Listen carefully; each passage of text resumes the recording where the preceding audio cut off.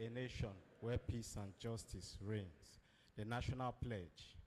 I pledge to Nigeria, my country, to be faithful, loyal, and honest, to serve Nigeria with all my strength, to defend our unity, and uphold our honor and glory.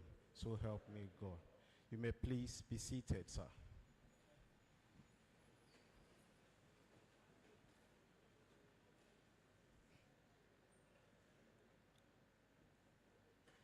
The Director of Training, sir, senior officers,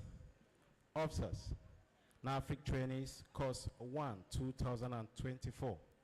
Nafrc staff, ladies and gentlemen, I am Lieutenant I. Babatunde, the Troops Commander Communication Center, and your anchor for today's Padre Hour.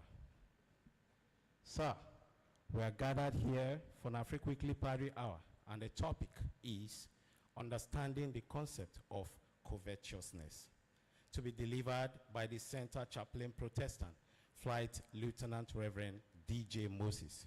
With the kind permission of the Director of Training, may I humbly invite the clergy to deliver this sermon. The clergy, sir.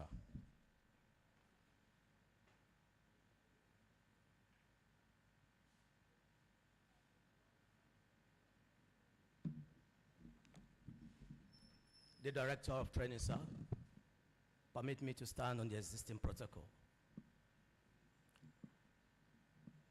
By way of introduction, 3 men went to a restaurant to eat. Everyone, on getting to the restaurant, requested for what he wants to eat.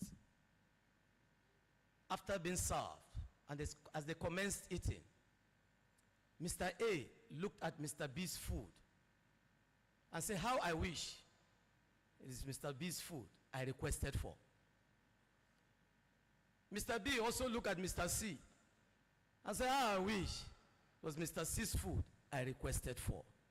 But they didn't tell themselves all this was going in their heart. However, they actually requested for what they wanted. What do you think is happening to them? Is it that Mr. B's food will not satisfy him unless he take that of Mr. A? Food is food. Whichever food you take, it will quench your hunger. But why is it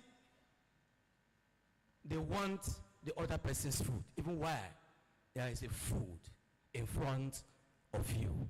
That brings me to today's topic, understanding the concept of covetousness.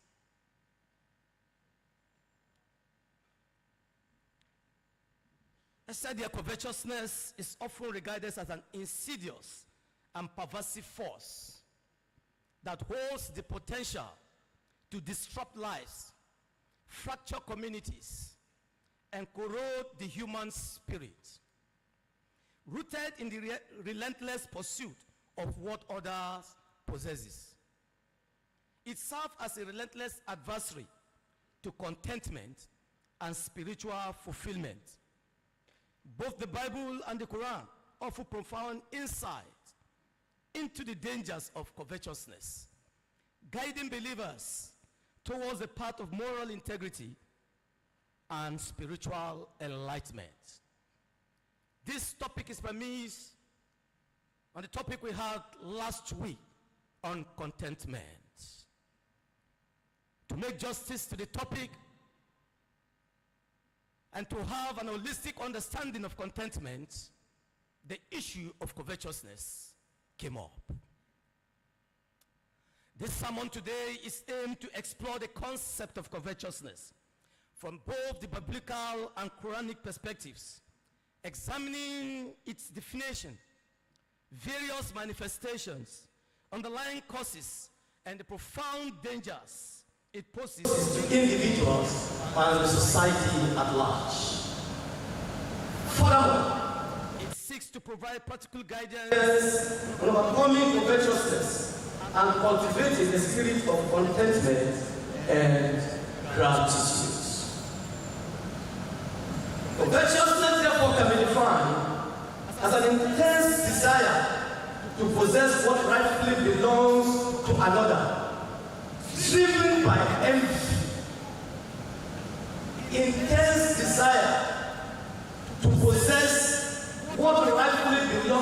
another.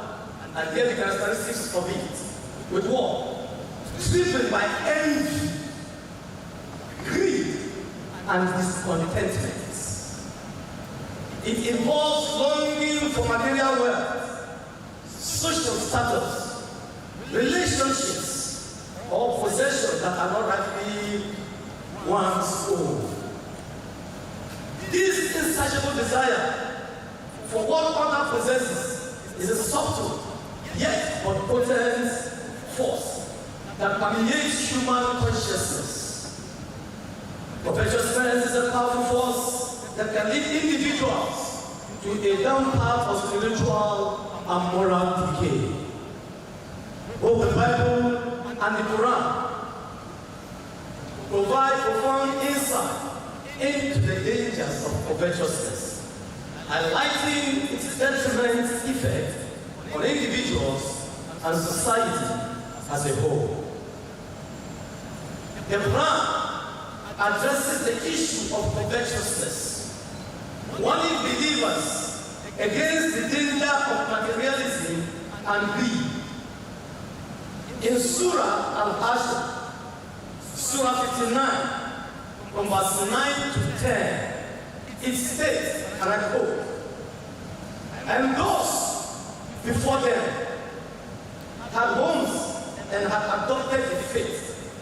Love those who will emigrate to them and do not find in their hearts the giving and prefer others over themselves, even if they themselves are in need." End of quote. This verse emphasizes the importance of selflessness and contentment, cautioning against the desire for worldly possessions. Similarly, the Bible divine covetousness as explicitly condemned in the 10th commandment. I'm sure we know that portion of the Bible in the 10th commandment, as seen in the book of Exodus chapter 20, verse 17. And I quote, "You shall not covet your neighbor's property. You shall not covet your neighbor's wife, or his male or female servants, his ox or donkey, or anything that belongs to your neighbor." End of quote. This commandment emphasizes the importance of contentment and warns against the desire for what other possesses, highlighting the destructive nature of covetousness. Throughout the New Testament, covetousness is further denounced as a root cause of various moral and spiritual pitfalls. In 1 Timothy chapter 6, verse 10, it said, and I quote, "For the love of money is a root of all kinds of evil. Some people eager for money have wandered from the faith and pierced themselves with many griefs." End of quote. This verse underscores the spiritual barrier of covetousness, illustrating its potential to lead individuals away from their faith and into moral corruption. The Quran further warned against the consequences of covetousness. In Surah Al-Fajr 89, verse 20 to 21, it states, and I quote, "But you love wealth with immense love. No, when the act has been leveled, pounded, and crushed." End of quote. These verses remind believers that the pursuit of worldly wealth and possession will ultimately be of no avail in the hereafter, emphasizing the importance of prioritizing spiritual wealth over material gain. As seen both in the Bible and the Quran, it offers profound insight into the dangers of covetousness, cautioning believers against the perils of envy and greed. Covetousness not only leads the individual away from their faith and moral integrity, it also contributes to societal unrest and inequality. By cultivating contentment and prioritizing spiritual wealth over material possessions, individuals can guard against the dangers of covetousness and find true fulfillment in their relationship with a higher power. This brings me to the types of covetousness. There are 3 types of covetousness, which is recorded here by me.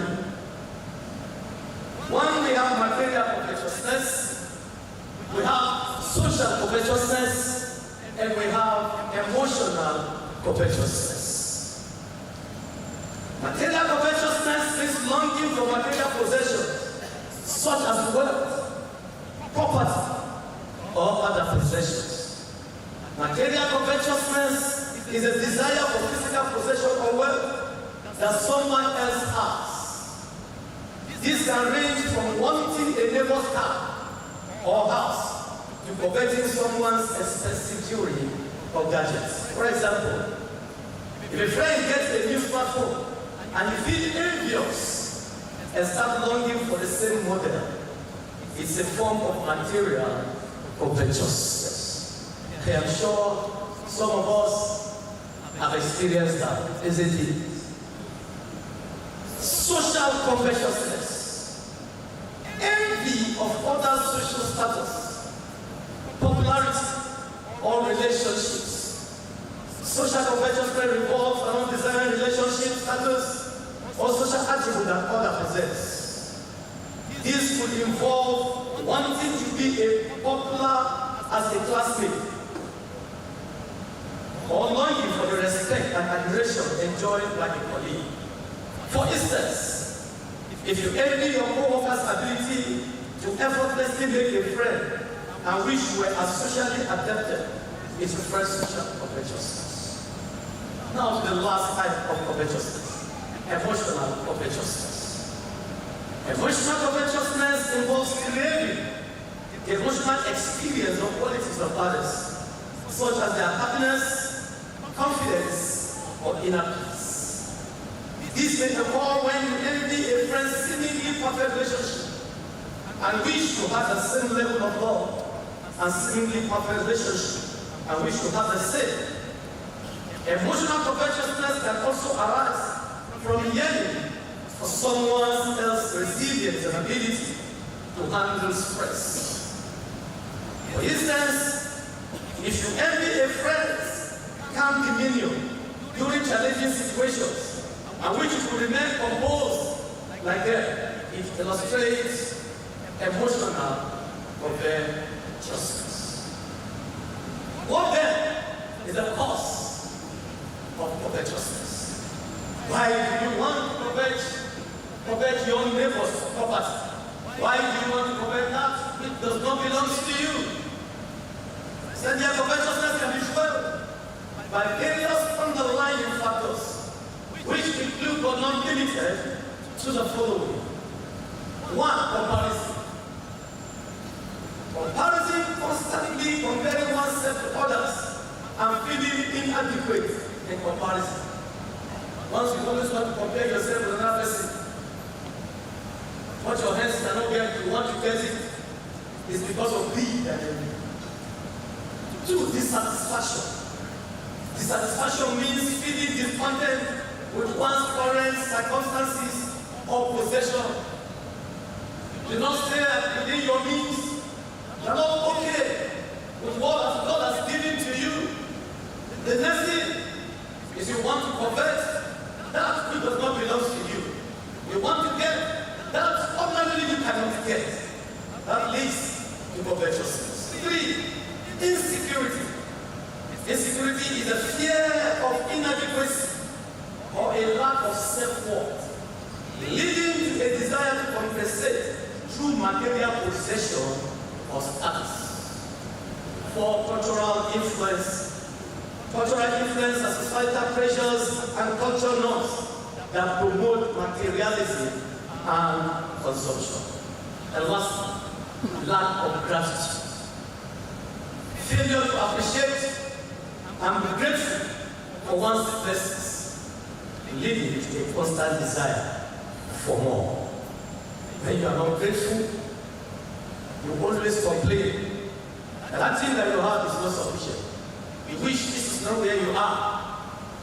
This is not where you're supposed to get. You're supposed to get more than that. But the Bible says in Ecclesiastes chapter 3 verse 14, that he makes all things beautiful at his own time. What therefore are the dangers of covetousness? What is it that is detrimental to us if we engage in the act of covetousness? Remember, don't forget the definition. Wanting to have somebody's own possession, which is characterized by envy and greed. So every time you hear me talk about covetousness, we're talking about wanting to get something out of envy and greed. So don't forget dangers of covetousness. Covetousness poses significant dangers, including one, spiritual decay. Covetousness erodes spiritual values such as contentment, gratitude, and compassion, leading to a loss of moral integrity. 2, relationship strain. Envy and greed can strain relationships, leading to resentment, jealousy, and war, conflicts. So conflicts as a result of what? Covetousness. Financial ruin. Unchecked covetousness can lead to reckless spending, debt, and financial ruin. You have, as I said sometime, you have 32 inches television because of covetousness. You saw your neighbor, what's 72 inches? Say, no, I'm going to buy 72 inches. The money you're supposed to keep a channel for another better thing, you want to go to 72 inches. And what happened? You go and keep the 32 inches under the bed. It makes you to spend unnecessarily. And I'm sure most of us, even I'm a victim of it. Today I have 2 laptops. And every day I use the one. I have not used the second one. Why? Greed and covetousness. The 4th danger of covetousness is societal discontent. Covetousness contributes to societal unrest, inequality, and a culture of greed and materialism. 5, loss of inner peace. The relentless pursuit of what others possesses leads to inner tumult and a lack of inner peace. Of course, you see somebody passing to G, your heart is already beating. Your adrenaline will rise and be going down, rising and going down. What you cannot get, you want to get it. So you are not at peace with yourself. Every day you are grumbling. Every day you are complaining. You are not thanking God for what God has done for you. Out there, that we overcome covetousness. To overcome covetousness, individuals can 1, practice gratitude. Cultivate the spirit of gratitude by acknowledging and appreciating one's blessings. Wherever you are, you're not gotten it by your power. Whatever you are, it's not by your making. It is by the making of God. The position you are today is someone's prayer point. When you stop and begin to give gratitude to God, you will have no need to covet what does not belong to you. You always wait for God's time. 2, contentment. Embrace contentment with what one has, rather than constantly longing for more. That is self-explanatory. 3, spiritual reflection. Reflect on spiritual values and priorities, focusing on inner growth and character development. 4, generosity. Practice generosity and selflessness by giving to others and supporting those in need. When you learn the act of giving others, you are already a step overcoming covetousness. One that is covetous can never give up, because his heart is always to accumulate more, and more. And lastly, how to overcome covetousness is mindfulness. Be mindful of one's thought and desire, redirecting focus towards positive and fulfilling pursuit. I know a question like this will come up.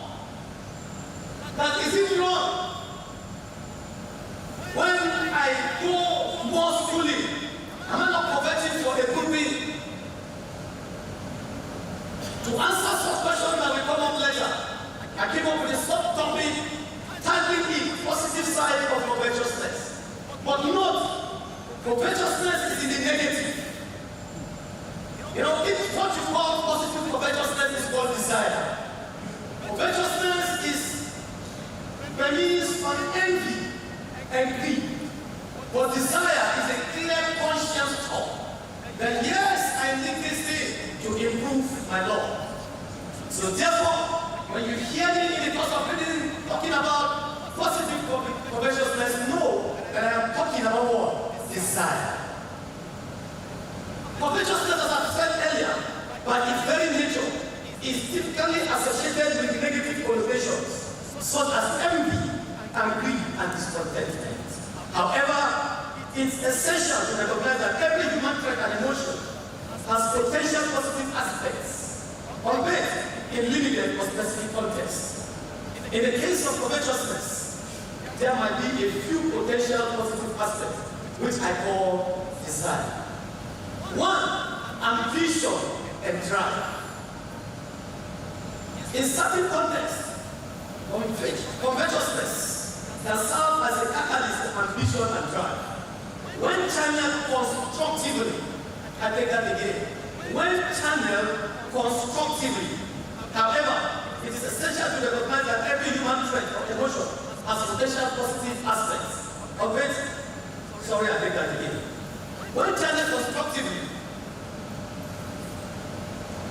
the desire to attain what others possess can motivate individuals to work harder, set goals, and to strive for personal improvement. Two, inspiration. Covetousness can sometimes serve as a source of inspiration. Seeing others achieve success or possessing desirable qualities may inspire individuals to emulate their achievement or develop similar attributes, leading to personal growth and development. Don't forget, channel constructively. Three, creative innovation. In competitive environment, covetousness can fuel creative innovation. The desire to outdo competitors and attain what others have achieved can drive individuals and organizations to innovate, develop new products or services, and push the boundaries of possibility. For example, I went to a barber salon. There are several barber salons in that street. So the boy was barbing and he was complaining, there is no market. There are a lot of us on this street. Then I told him, do something different. Improve. Think outside the box. Why not buy this woman? When you finish, especially in the poor region, have a head woman and give just little head massage to make a difference. And you will see that our customers will go to you. So that is a way of developing yourself. That is positive covetousness. That is the desire to grow. Social comparison. While excessive social comparison can lead to negative outcomes, moderate level of covetousness may prompt individuals to evaluate their own lives and strive for improvement. By comparing oneself to others, individuals may gain valuable insight into areas where they can grow and develop. 5. Empathy and compassion. Experiencing covetousness towards other possession or achievement can foster empathy and compassion.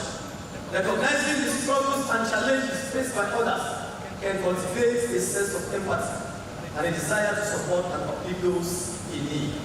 It is important, therefore, to note that while this potential positive aspect of covetousness exists, they are often overshadowed by the negative consequences associated with envy, greed, and discontentment. Furthermore, the positive aspect of covetousness are content dependent and must be approached with caution to ensure they do not lead us or attitudes. Ultimately, cultivating virtues such as contentment, gratitude, and humility can lead to greater fulfillment and well-being than covetousness ever could be. Now let's look at covetousness in the military setting. In the military setting, covetousness can manifest in various forms, both positively and negatively. So whatever I'm going to be bringing out, it could be positive, it could be negative, impacting the outcomes of operation. So this covetousness, as said in time, impact the outcomes of military operations. While covetousness is generally viewed as a negative threat due to association with envy, greed, and discontentment, there are instances where certain aspects of covetousness may be harnessed or observed with military context. One, competitive drive. Covetousness can manifest as a competitive drive within military units. Soldiers may covet the achievement or skills of their peers, leading them to strive for excellence in their own performance. This competitive spirit can foster a culture of continuous improvement and readiness for mission success. No wonder, in some organizations, they'll be saying the best worker for the year. In a gathering, they give him an award, have his portrait placed at the entrance of the organizational office. And anyone that passes there will see that this man is the best person of the month. These will challenge others, and they also want to beat his record. Two, resource acquisition. In resource-constrained environment, covetousness may arise regarding the allocation of resources, such as equipment, supplies, or personnel.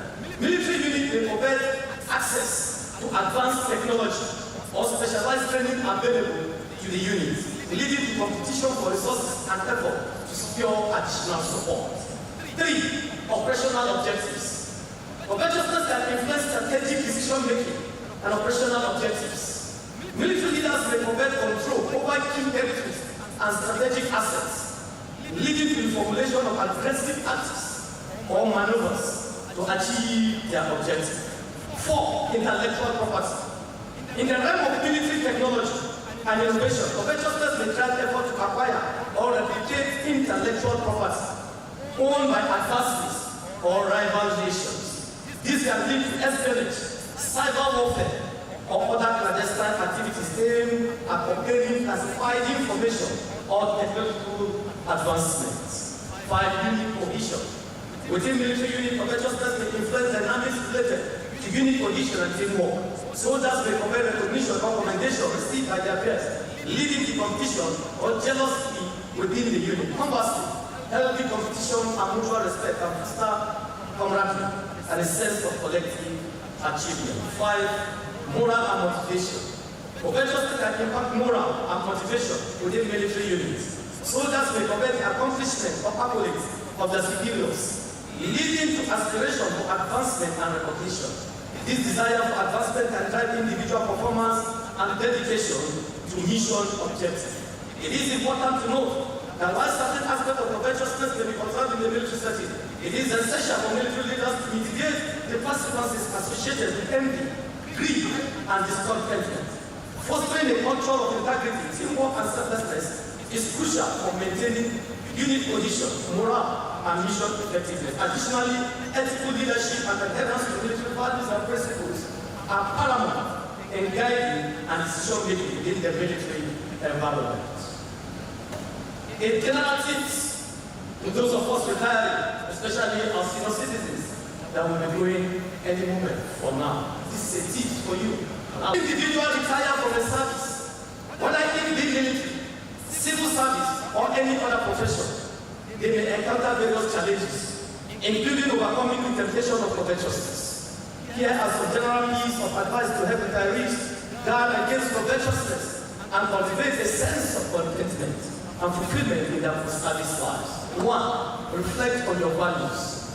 Take time to reflect on your values and priorities as you transition into retirement. Identify what truly matters to you beyond material possessions or status, and focus on cultivating those aspects of your life. 2, practice gratitude. Cultivate a spirit of gratitude by acknowledging and appreciating the blessings in your life, whether they be relationship, experiences, or personal accomplishment. Regularly expressing gratitude can help counteract feelings of covetousness. 3, set realistic expectations. Recognize that retirement may bring changes in financial circumstances or lifestyle. Please set realistic expectations for your retirement years and embrace the opportunities and challenges that come with this new phase of life. 4, avoid social comparison.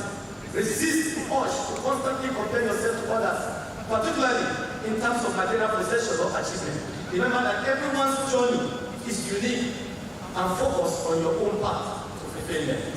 5, find purpose and meaning. Seek out activities, hobbies, and volunteer that will keep you. 6, practice self-reflection. 7, cultivate contentment. 8, stay connected. By staying connected, you maintain social connection with friends, family, and fellow retirees. Surrounding yourself with supportive relationships can provide a sense of belonging and fulfillment that goes beyond material possession. 9, seek support. And 10, embrace change. By embracing change, I mean embrace change as a natural part of life and approach retirement with a sense of openness and adaptability. Embracing new experiences and opportunities can help shift your focus away from covetousness towards a moral fulfilling and enriching retirement. By following these general pieces of advice, retirees can overcome the temptation of covetousness and find greater contentment, fulfillment, and peace in their post-service life. In conclusion, therefore, covetousness represents a formidable challenge to moral integrity, spiritual fulfillment, and societal harmony.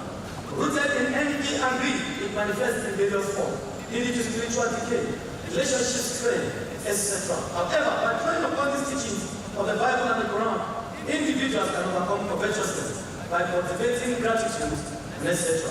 By embracing these values, individuals can overcome the perils of covetousness. However, by following the general piece of advice that have been aligned for retirees can guide against covetousness and cultivate a sense of contentment. I will leave us with this hope. Please, always be contented. Whatever satisfies you, remain there. And always wait for God's time. If you covet other man's property, it will lead you to doing things that is not correct. It will give you high blood pressure. It will give you disturbance in your heart. Your life can never remain the same. Why not remain within the hands of what God has done for you and always be grateful. Thank you, sir, for listening.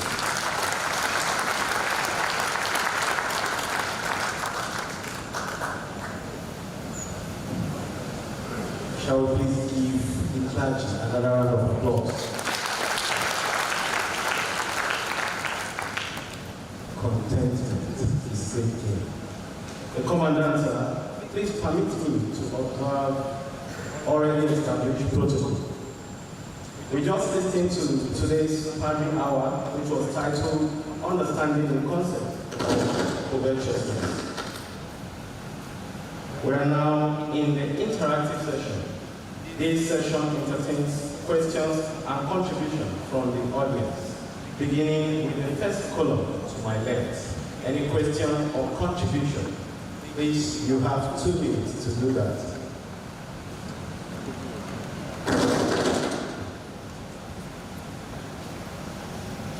Question or contribution from the second row or column. You have 2 minutes to do that, please. Good afternoon, sirs. The Commandant, all other protocol duly observed. My name is Wasi Tijani. The clergyman has said a lot, but I just want to take on 2 points that he mentioned, the cause and also to give just a little solution, to add to the solution that I have given. One, there's a lot of things we do sometimes unconsciously. We never knew their errors, we never knew their mistakes until we are guided properly. So part of the cause that the clergyman said, that I think unconsciously we are not getting it right, is one, the societal value. Definitely. I am working at Nafrc. I know my salary. My friend has the same salary is taking his or her child to a particular school. My wife, my family, friends will believe we too should be able to pay this type of school fees. Sometimes societal value push us to do this. Let us be conscious of that. Also, let us have a priority. Thirdly, we are comparing. We should try to please have a good intention and a good action when comparing. Now, this now leads to my own solution. Contentment is an attitude. It's a thing I think we should pray for. And I think it's an habit. I think it's an habit. And we should try to check and measure ourselves. You have 10 seconds. Yes. The measurement of the, sometimes you tell me I'm a Muslim, I'm a Christian. Part of what we know is if you are a Muslim or a Christian, there should be some particular change in you. We should try and measure ourselves and see if you are doing great or not. God help all of us. Thank you. Thank you. Any other question or contribution from the second column? Question or contribution from the next column, please.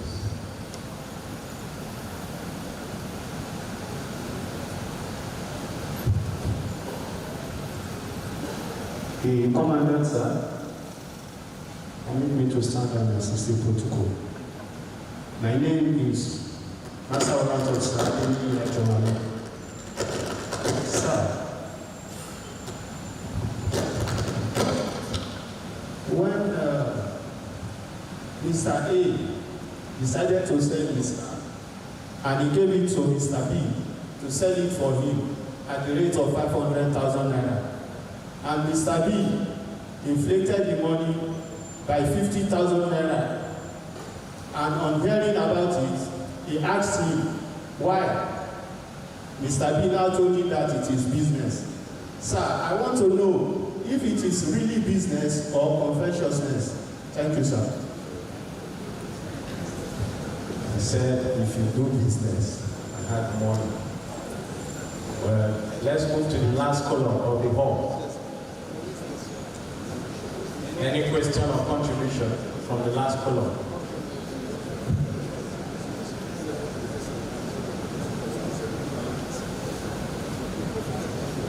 Now to officers' cadre. Any contribution from officers of the rank of major, equivalent, and below?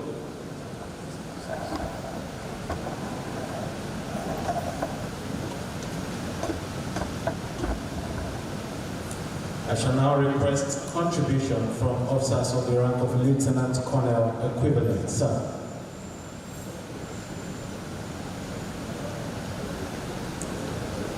May I humbly request officers of the rank of Colonel equivalent for contribution.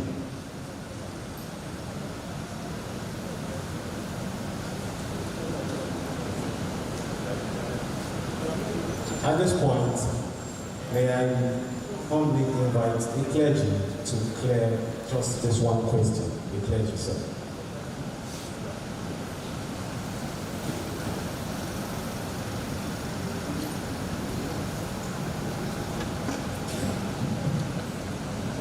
The Commandant, sir, please permit me to remain on the already established protocol. I am Sub-Lieutenant Reverend Father M.N. Ati, Chaplain, Roman Catholic.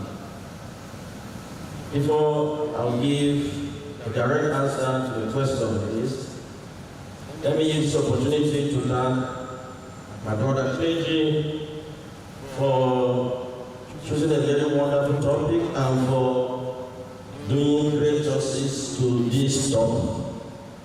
In fact, if you were keen enough to follow up, in as much as covetousness is evil, they have succeeded today in pointing out to us how somehow it can influence positively by making you to be apt at what you are doing and the rest. So thank you so much for that. I'm coming directly to the question raised by our brother. Business is business, and we all do business for a gain. So if Mr. B is smart enough to go about the business in a way that will generate more income from him, we give thanks to God that he has gained. So can never be covetousness. He's smart in doing business and he has gained. Thank you so much.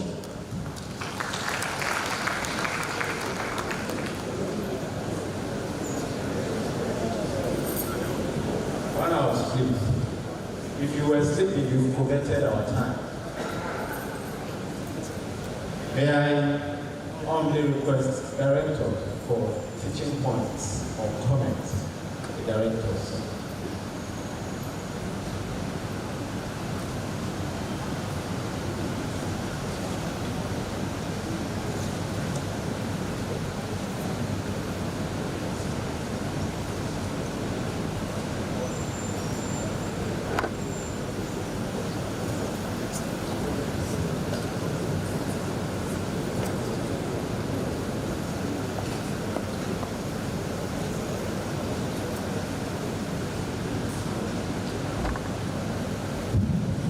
The Commandant Sir, the lady, the Nafrc community, good afternoon.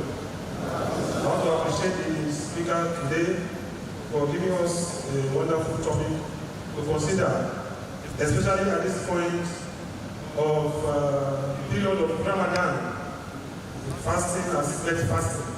So it's an holy month, holy period, and this is a very germane topic. To add to what the lady has said, covetousness, the concept of it, the concept is a negative concept, whether we like it or not. It's not good. And what is not good cannot be what? Cannot be good. And these are the areas we must supplicate and ask God for forgiveness. In any way, we have come short of this negative aspect. One thing the lady did not tell us properly is to tell us that it's a sin. Sin. And it's a great sin. Check your Bible. The Bible even highlighted it that covetousness is a great sin before God. God does not like it. To check before even the devil, Satan, was formerly with who? With God. And that is the sin that Satan what? Committed. It's a loss. Covetousness is loss. Loss of the flesh, loss of the eyes, and what? The pride of men. If you don't check covetousness, it will lead to pride. Dissatisfaction. You're not satisfied with your life. You're not satisfied with everything. You're not satisfied with your rank. You think you should be above somebody else. An officer comes to your front, you say, look at this officer, I think I should be above him. You start thinking lustfully. You start thinking more. You start asking for more than what you think you desire. What do you think you desire?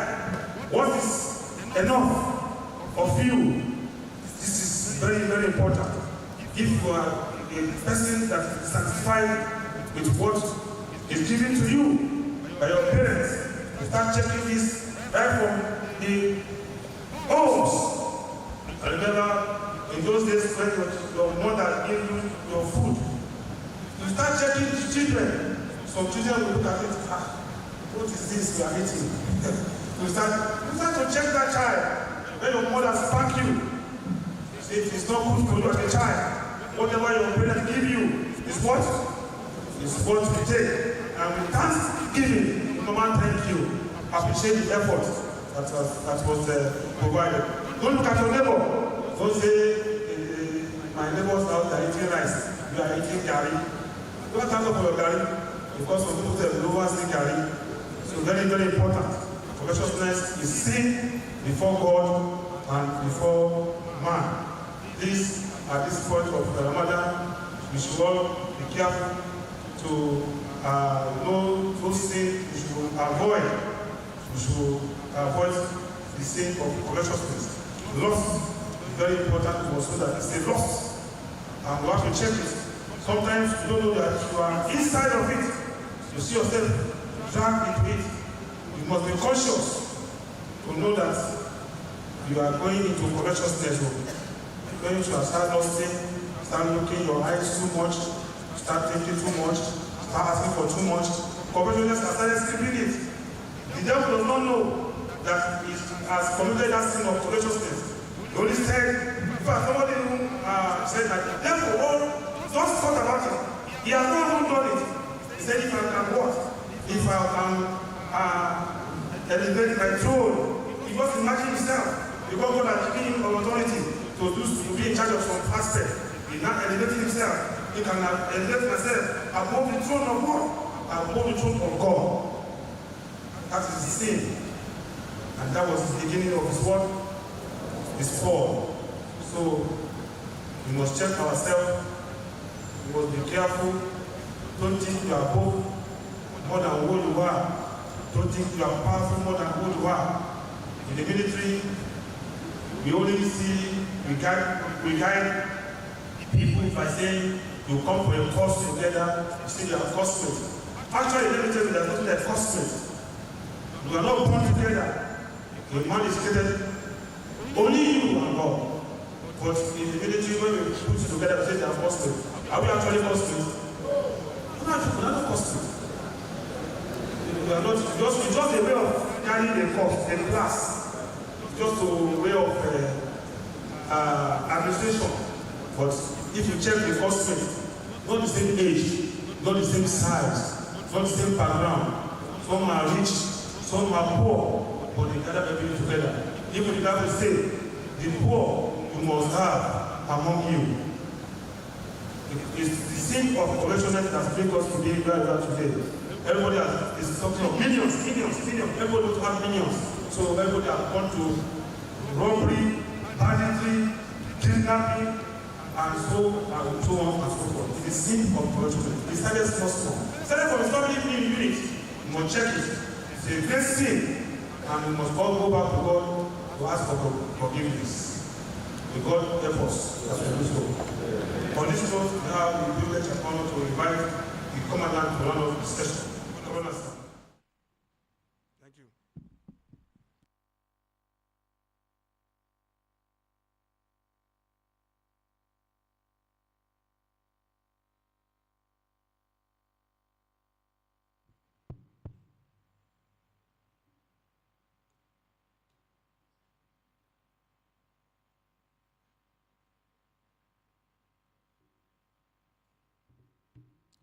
Directors, senior officers, senior citizens of Nafrc course 1/2024, our teamy civilian staff, clergy. Good afternoon. So the role of contribution and summing up, let me start by saying that there's nothing good about the covetousness. There's no how we can paint it. The concept was really explained by the Reverend. So you can desire something good, you can desire something legitimate, but when it is out of your power, out of your means, I want to get it by force, especially because your neighbor had it. And only say you must get it and go all out to try to get it. Then becomes a covetous act. I know there are a number of things that also do with that. It's covetousness that breeds envy, breeds unhealthy competition, it builds anger. The neighbor is laughing at you. The inside of his heart, because it's covetous of the good things that you have. You know, such a person is really very dangerous. And you too, as an individual, the Holy Books enjoying us not to put our neighbor, our friends, in a position of temptation. are certain things which you can avoid. Because you can afford this, you can afford that, does not mean that by force. Because you want to terrorize your neighbor, because you want to show your neighbor that you have a right, then you go and get that. Even when the need is not there for it. And put your neighbor who does not have the same capability as such, who are not been endowed. Putting in such or in such a position. So it is from there you can get to certain joy. Because when covetousness enters,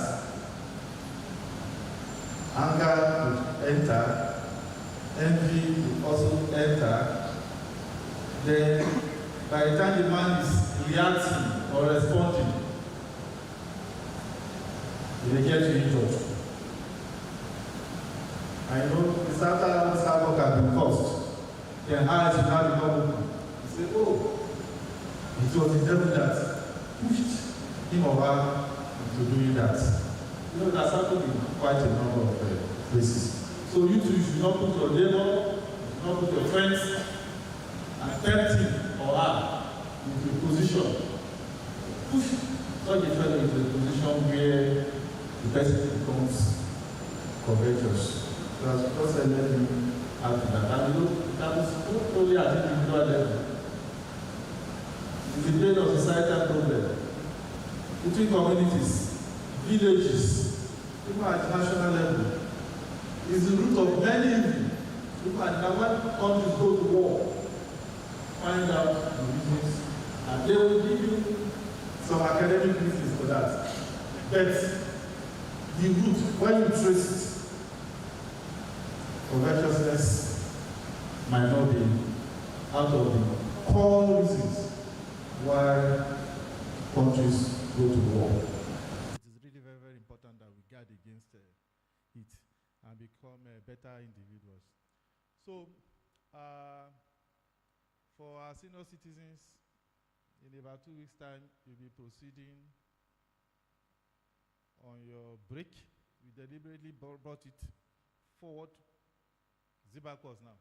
We brought it forward so that you could enjoy the Good Friday, Easter. It will dovetail into Salah break. I think 2 weeks thereafter also. So you can enjoy that period with your family. But what that translates into is that you will be returning back on time ahead of the time schedule. So please make use of the opportunity. When you go for your IT, be humble. It's an opportunity for you to learn. You are not the first course that is going to attend that will be going for IT.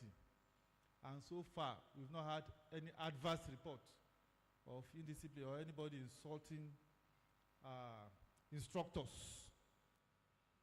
during that program. So I'm enjoining you to go and come back with a clean slate so that we have a good report regarding everybody. And coming late will not be tolerated. So plus your holiday is going to be about 7 weeks at a stretch. Anything you need to do within that 7 weeks, get such things accomplished. So that by the time you are coming back, you come back early, you report on the day you are supposed to report.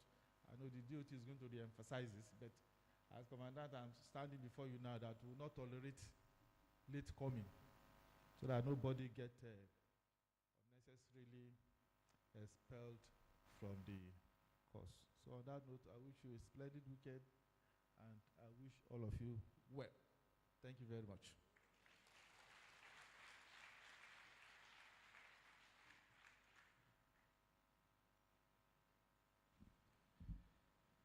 Please avoid doing I better pass my neighbor so that we know. Please give another round of applause to the commandant.